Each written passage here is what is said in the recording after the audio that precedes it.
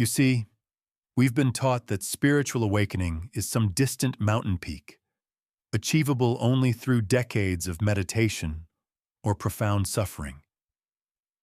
But what if I told you that awakening isn't what you think? Think about it. Right before every genuine awakening, something quite ordinary yet extraordinary happens. You stop believing your thoughts. Not dramatically, not permanently, but for one pristine moment, you see through the veil. The mind becomes still, like a lake at dawn. This stillness, this gap between thoughts, this is the doorway. But here's the thing. Most people miss it completely because they're looking for lightning when they should be noticing the silence before the thunder. This gap, this stillness, is not something we need to create or achieve. It is already here, woven into the fabric of our existence. We simply fail to notice it because we are so captivated by the content of our thoughts. The movies playing in our minds seem so real, so important, so demanding of our attention. And yet, what if the very thing preventing your awakening is your search for it? Let me tell you something. This desperate seeking, this continuous striving towards some imagined future state of enlightenment is precisely what keeps you from recognizing what is already here. The mind creates an image of awakening and then chases after it, never realizing that the chase itself is the obstacle. There was a man I knew once, a serious seeker who spent nearly 30 years in various ashrams and monasteries around the world. He practiced every meditation technique, studied with renowned masters, followed every spiritual discipline to the letter. He was absolutely convinced that if he just tried hard enough, if he just purified himself enough, enlightenment would eventually be his. But year after year passed, and despite momentary glimpses, true awakening remained elusive. Then, one ordinary Tuesday afternoon, while waiting for a bus in the rain, it happened. Not because he was doing anything spiritual, not because he was trying to awaken, but precisely because, in that moment, he had temporarily given up. He was just standing there, watching raindrops form puddles on the pavement, when suddenly the boundary between himself and everything else dissolved. The rain, the street, the people hurrying by, even his thoughts about it all, were recognized as appearances in consciousness, which he was not separate from. You see, awakening doesn't happen because you make it happen. It happens when you momentarily stop trying to make anything happen. When the seeker takes a break from seeking. Think about it. The very notion that you need to attain awakening implies that it's not already here, that you are currently lacking something essential. But what if that assumption itself is the only obstacle? What if you are already what you seek, but the seeking itself creates the illusion of separation from it? Now, I'm not saying spiritual practices are useless. They can be tremendously valuable in quieting the mind enough to notice what's already here. But they are not the cause of awakening. At best, they clear away the obstructions to recognizing what has never been absent. But here's the thing about spiritual awakening. It doesn't conform to our expectations. It doesn't arrive in the package we're looking for. It's not some exotic state reserved for special people who've done special things. It's the most natural thing in the world, more intimate than your own heartbeat, closer than your own breath. There are 4 distinct signs that appear before a genuine awakening. 4 doorways that, once noticed, can never be unseen. These aren't steps to follow or achievements to unlock. Rather, they are recognitions that spontaneously occur when consciousness begins to awaken to itself. Most spiritual teachings focus on what happens after awakening, but few discuss what occurs immediately before. And yet, these preliminary shifts in perception are crucial signposts, letting you know that the ground of your being is beginning to stir. You might have experienced some of these signs already, without recognizing their significance. They often appear ordinary, even mundane. After all, we've been conditioned to expect spirituality to be supernatural, extraordinary, dramatic. But the truth is both simpler and more profound. Think of these signs as cracks in the edifice of your constructed self. Not full demolition, but the first structural weaknesses that presage the collapse of what was never really solid to begin with. These signs don't necessarily occur in sequence. They might appear simultaneously or in a different order for each person. What matters is not their sequence, but their recognition.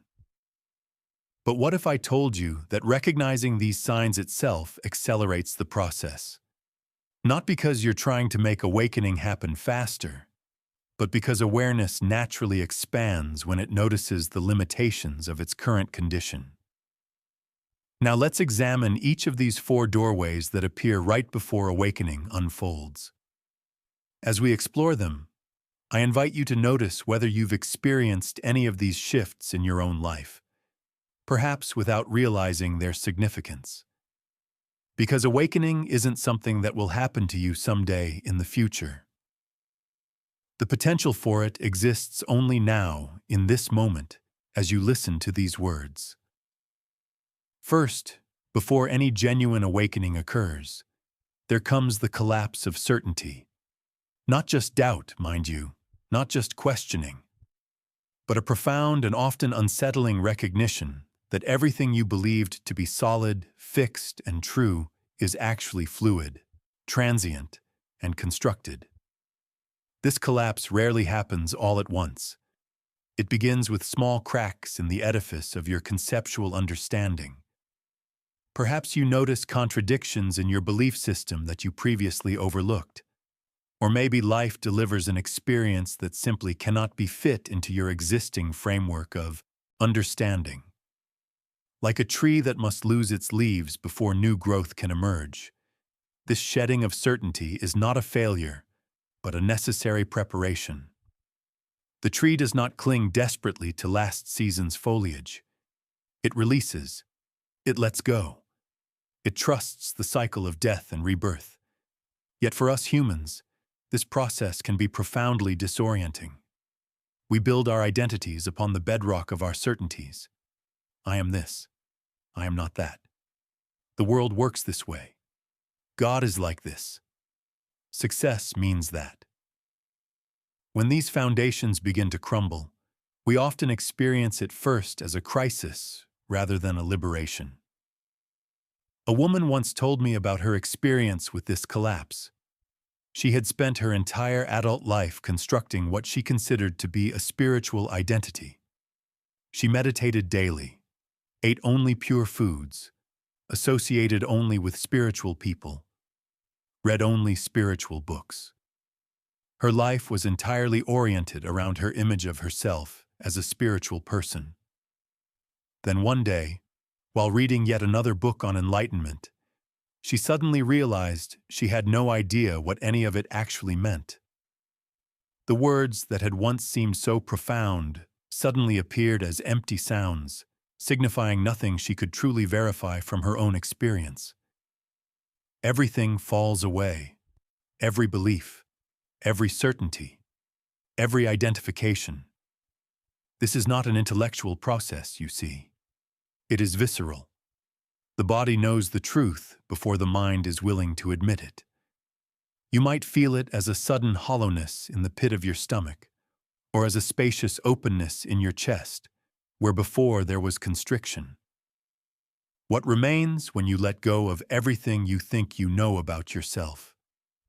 What remains when all the labels and stories and positions and certainties are recognized as the mental constructs they are? Sit with that question for a moment. Feel it rather than think about it. In that spaciousness, in that not knowing, something remarkable begins to happen. Without the constant filter of your preconceptions, Reality begins to appear as it actually is, rather than as you think it should be. But here's the thing about this collapse of certainty. It isn't really a destruction of knowledge. It's a transcendence of knowledge. The conceptual mind is recognized as a tool rather than the truth, useful in its domain, but limited. Like mistaking the menu for the meal, we've confused our concepts about reality with reality itself. The second sign that precedes awakening is a sudden and unexpected heightening of presence in utterly ordinary moments, not during meditation, not during some special spiritual practice, but right in the midst of your everyday life. Perhaps while washing dishes, you suddenly become intensely aware of the sensation of water on your hands, the rainbow in a soap bubble, the simple miracle of running water itself. You notice the water. You notice your hands. You notice the simple miracle of existence. Or maybe while walking from your car to your office, the same walk you've taken hundreds of times before, you suddenly feel as if you're taking these steps for the very first time. The quality of the air against your skin, the symphony of subtle sounds around you, the dance of light and shadow, all of it appearing with a vividness and immediacy that stops you in your tracks. Isn't it ironic how we humans spend our lives chasing extraordinary experiences, planning elaborate vacations, seeking peak moments, while systematically overlooking the extraordinary nature of ordinary existence? We keep waiting for life to happen, never noticing that it is already happening, in this breath, in this step, in this moment. Someone I knew experienced a profound shift while stuck in traffic on a congested highway. For 2 hours, he barely moved, and initially he was consumed with frustration, constantly checking the time, calculating his lateness, mentally rehearsing excuses. Then suddenly, for no apparent reason, all of that mental activity stopped. He simply saw the reality of where he was. The red brake lights ahead, the blue sky above, the subtle vibration of the idling engine. None of it was a problem requiring a solution. It was simply what was happening. In that ordinary moment, with nothing special occurring at all, he experienced what he could only describe as a profound sense of coming home to himself. Not because the traffic cleared, not because he figured out a solution, but because he simply stopped resisting what was already the case. These moments of heightened presence often come and go at first. They're like brief windows opening onto a different way of experiencing reality. One moment you're lost in your usual patterns of thought. The next you're stunned by the sheer immediacy of existence. And then you're back to your thinking again. But something has been disrupted. The seamless absorption in thought has been punctured, revealing something prior to thought, something more fundamental. Like glimpsing the screen upon which the movie of your life is being projected. What happens when these moments of presence begin to multiply and deepen? What occurs when the gaps between thoughts begin to widen, allowing more and more of reality to flood in without the filter of your preconceptions? Now, the third sign that appears right before a genuine awakening is the recognition that suffering is self-created. This is not an intellectual understanding. This is not something you read in a book and think, oh, that makes sense. No. This is a visceral, embodied realization that cuts through years, perhaps lifetimes, of misunderstanding about the nature of human suffering. We have been taught that our suffering comes from outside us. The world is doing it to us. Circumstances are causing it. Other people are inflicting it. And as long as we believe this story, we remain victims, forever at the mercy of a seemingly hostile universe. But right before awakening, something profound shifts in this perception. You begin to see, with startling clarity that suffering is not happening to you. It is happening in you, as you, through your resistance to what is. Think of your hand. When you clench your fist tightly, tension arises. Blood flow is restricted. Discomfort begins. Now open your hand. The tension dissolves. The blood flows freely again. The discomfort ends. At no point did the hand itself change. Only its position, its relationship to itself, shifted. This is precisely how suffering operates in consciousness. Life presents us with endless situations, some pleasant, some unpleasant, some neutral. But our suffering does not come from the situations themselves. It comes from our mental and emotional clenching against them. Your suffering has never been about the world. It has always been about your thoughts about the world. It has always been about your resistance to what is. It has always been about your demand that reality be different from what it is. I once met a man who had endured unimaginable physical pain from a chronic illness. For years, he fought against it, hated it, resisted it, tried everything to escape it, and his suffering was immense. Then one day, exhausted from the futile battle, he simply stopped fighting. Not because he had given up hope, but because he suddenly saw the truth that his resistance to the pain was creating a second layer of suffering on top of the inevitable physical sensations. The moment he fully allowed the pain to be as it was, something miraculous happened. The pain itself did not disappear, but his suffering about the pain dissolved completely.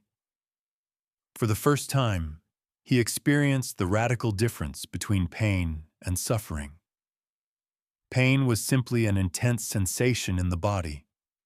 Suffering was his mind's commentary about that sensation, its resistance to it, its endless stories about what it meant about his life, his future, his worth. What if pain is inevitable, but suffering is optional? What if the very thing that seems most intolerable in your life right now is actually tolerable when met with complete acceptance?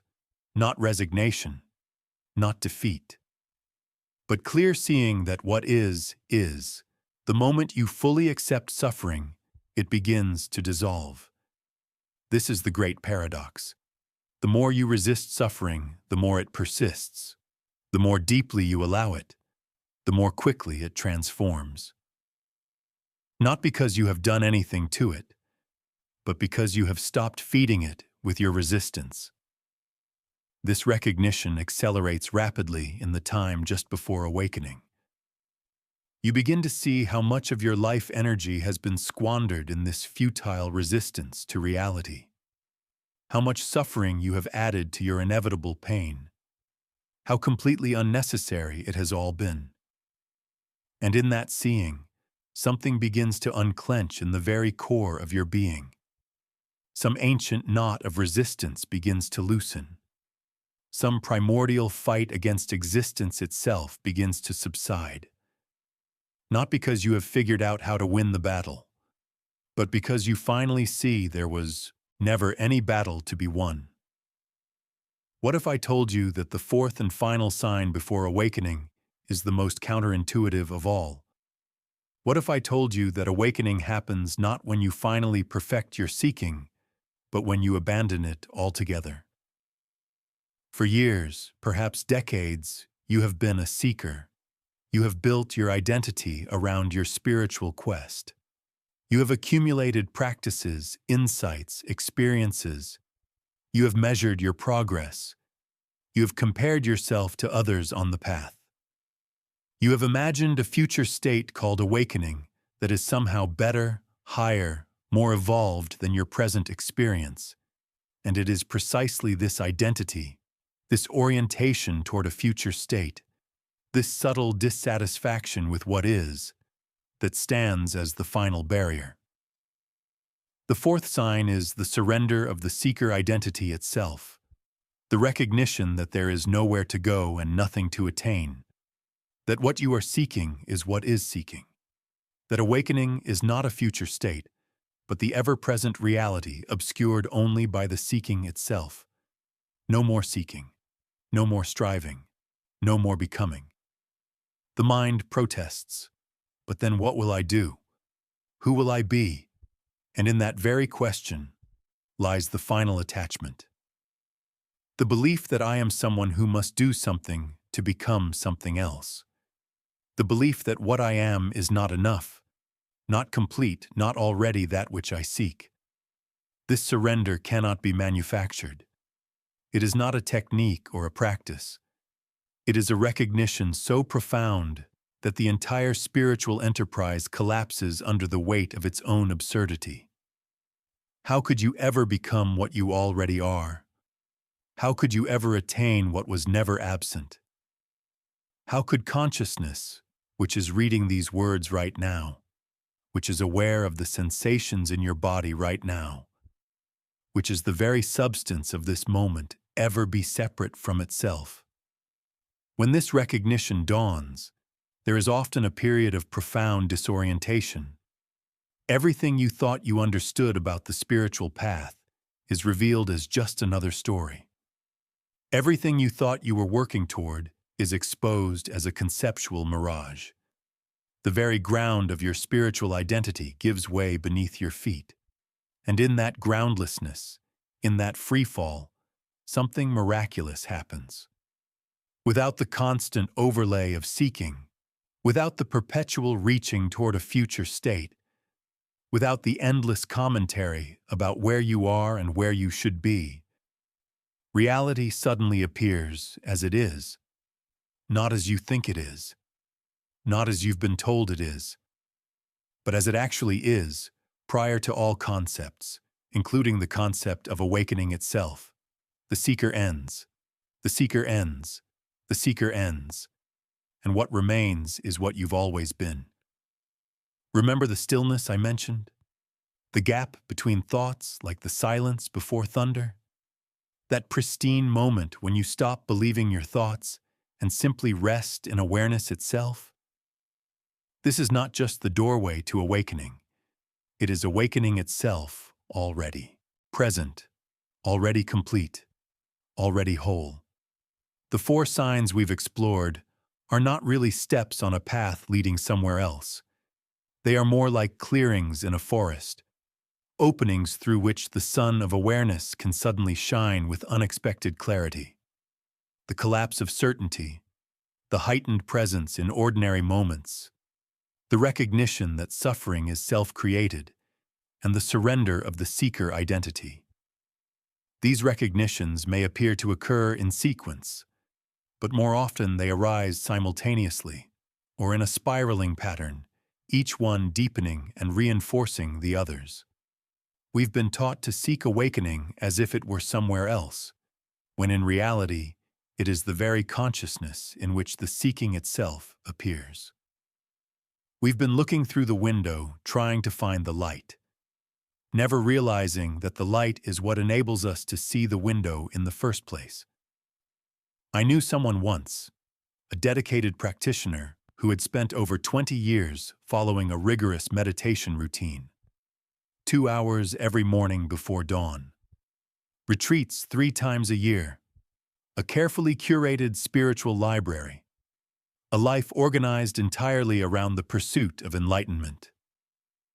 Then his mother became ill, and he moved in with her to care for her during her final months.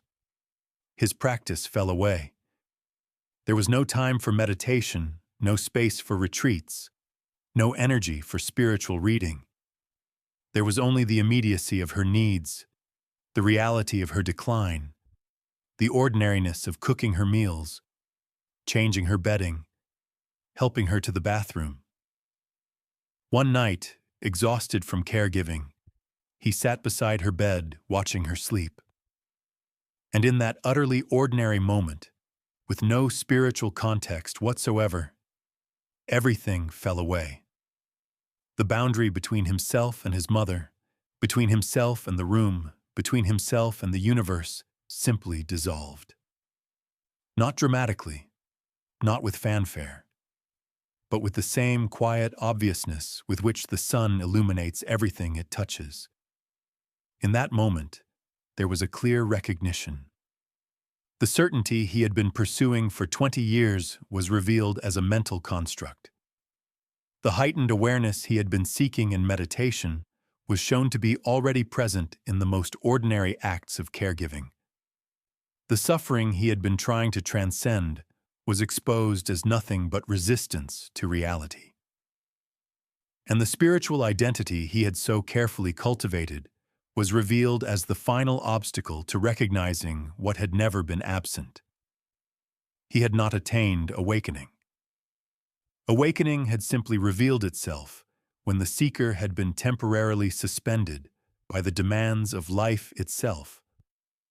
Now, I'm not saying that spiritual practices are useless.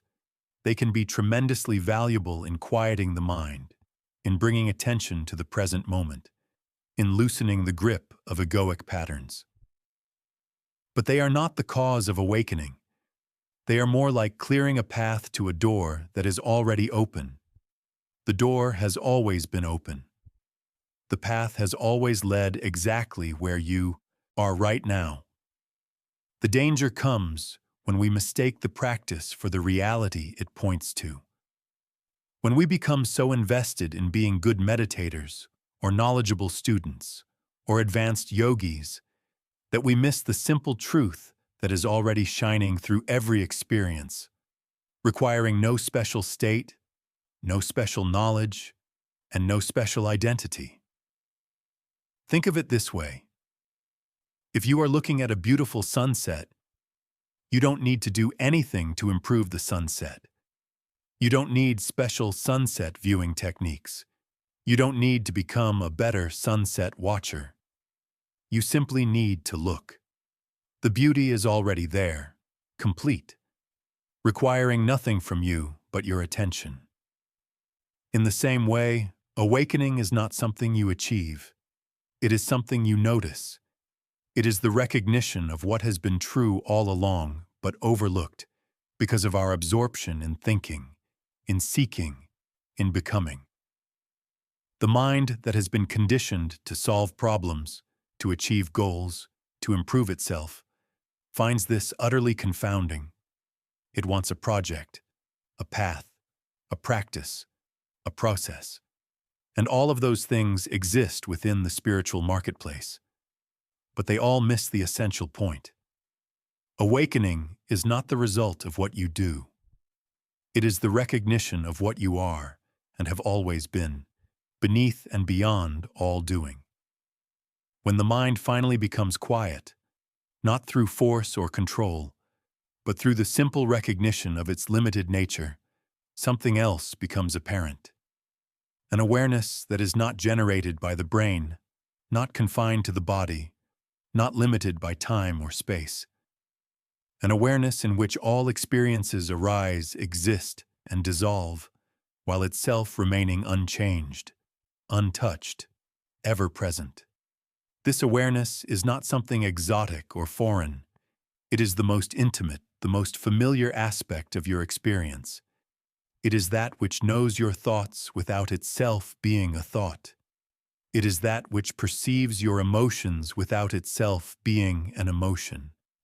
It is that which witnesses your sensations without itself being a sensation. In the traditions, this has been called by many names: pure awareness, consciousness itself, Buddha nature, Christ consciousness, the Tao, the Self. But all these names point to what is beyond naming, what is beyond conceptualization, what is the very ground of being itself. So you see, spiritual awakening isn't preceded by extraordinary signs or supernatural experiences. It's preceded by the most natural thing in the world, the recognition of what is already here, what has always been here, when the mind finally becomes quiet enough to notice. The collapse of our certainties, the presence in the ordinary, the understanding that suffering is self-created, and the surrender of seeking. These aren't achievements on a spiritual resume. They are simply the falling away of what obscures the already awake nature of consciousness itself, like clearing away clouds to reveal the sun that has been shining all along. The sun doesn't need to be created or improved or developed. It is already radiating with perfect fullness. Only the clouds need to disperse. And in this moment, right now, as you listen to these words, can you feel that stillness waiting? That awareness that is already complete, already free, already awake? It is closer than your own breath, more intimate than your own heartbeat. It is the very consciousness in which these words appear.